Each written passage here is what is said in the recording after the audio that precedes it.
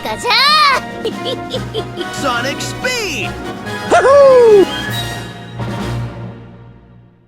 As if my previous videos, or even the title of this video, didn't make it obvious already for my subscribers, I'm liking how Sonic Forces is shaping up to be.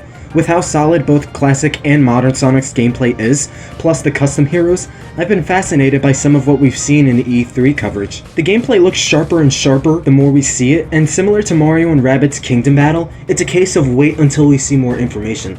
Looking at modern Sonic's gameplay, Sonic seems to steer and control a lot better and more firmly than in Generations. You could stop him when running, you could turn him around and move him around more easily than before. He has his double jump from Sonic Colors back. He doesn't seem to be as stiff and narrow as he used to be in Sonic Colors, and mostly Sonic Unleashed in Generations. Of course, when boosting it's a little bit harder to steer, though I actually think even when boosting it might be a little bit easier to turn. There is a hint of Unleashed/Adventure Sonic in there, however you want to depict it, with the way he moves and turns. Classic Sonic's gameplay looks slightly better than before as well. We've all seen his drop dash, his typical moveset, and his physics are aligned to his games more so than what we saw in April. The avatars as well is interesting, with how he has different Wispin gadgets, because I originally thought it was just that one gadget, but it seems each Wispin you find is based on the arm cannon you got there. It's reassuring seeing the Wisps be limited to the custom hero, as well as be used quickly and efficient enough to keep the pacing going and provide options for going through the level. At least modern Sonic just has the boost Wisp, and that I'm okay with. I like how Sonic's friends provide dialogue mid-gameplay as well. It gives that Sonic Heroes vibe where characters would speak and say what their plans are, what to do, what to watch out for, and any other little dialogue between them. People for some reason don't like it because it's as obvious and shoehorned as it was in Generations, the final boss fight specifically, but I don't really believe that. The lines we've seen so far aren't always in your face. It's not like, be careful Sonic, win Sonic, watch out Sonic, look out Sonic, dodge it Sonic. It's actual writing between each other than them hand-holding and being paranoid for Sonic.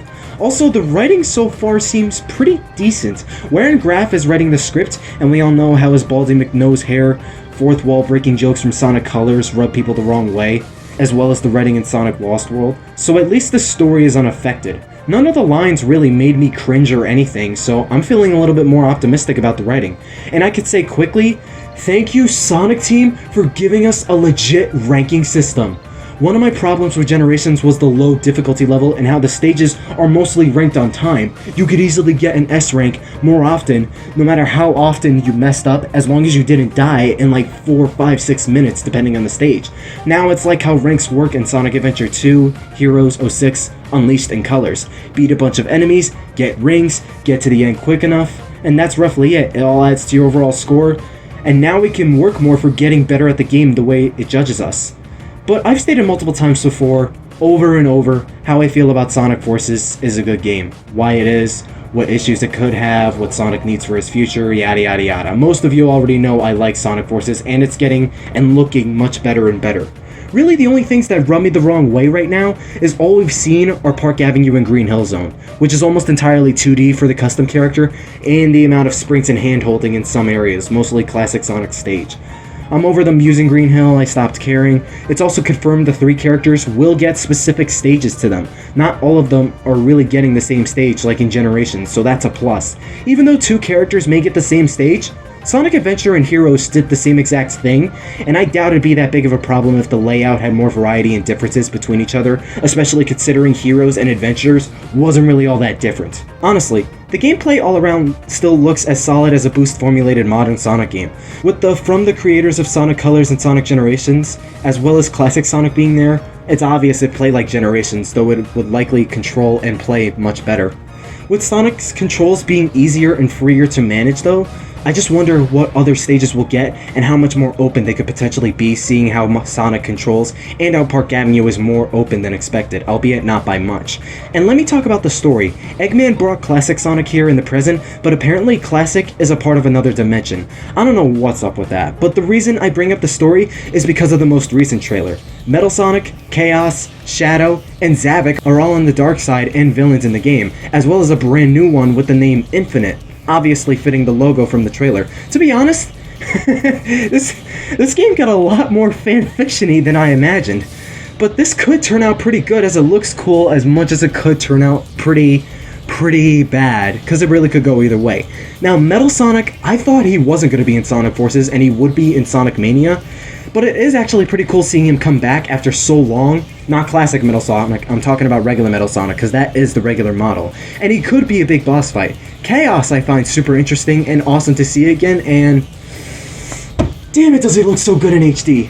We have not seen this guy since Sonic Adventure. I really hope his inclusion in boss fights get really engaging. Shadow's always looked cool and awesome, and the big surprise for me, apart from Chaos, was Zavok. After Lost World's mediocre to mixed reception, you would think Sonic Team and Sega would try to forget about Sonic Lost World, yet here we have the main villain of that same game. Even though Lost World was really a mess, the Deadly Six were pretty undermined and not really used that well in terms of the game's story. Zavok honestly is probably the best of the bunch, so he's not really a bad option when it comes to villains, and he is supposed to be one of Sonic's more threatening foes, as he was the first villain Sonic held a vengeful grudge against. I can defend Zavok and say he was a pretty decent villain, with how he turned on Eggman, how much grimmer he was, how he tormented and taunted Sonic by turning his best friend into a robot slave. Zavok was honestly a decent Sonic villain. Really, the only thing I want out of him, and potentially the rest of the Deadly Six, assuming they're in 2, is make him a better villain and utilize him and the rest of the Deadly Six better than in Lost World. Like, give us more than just these random Zeddy, Eggman caught and enslaved, maybe a bit more on their origin, why they're so twisted, why they came back, etc.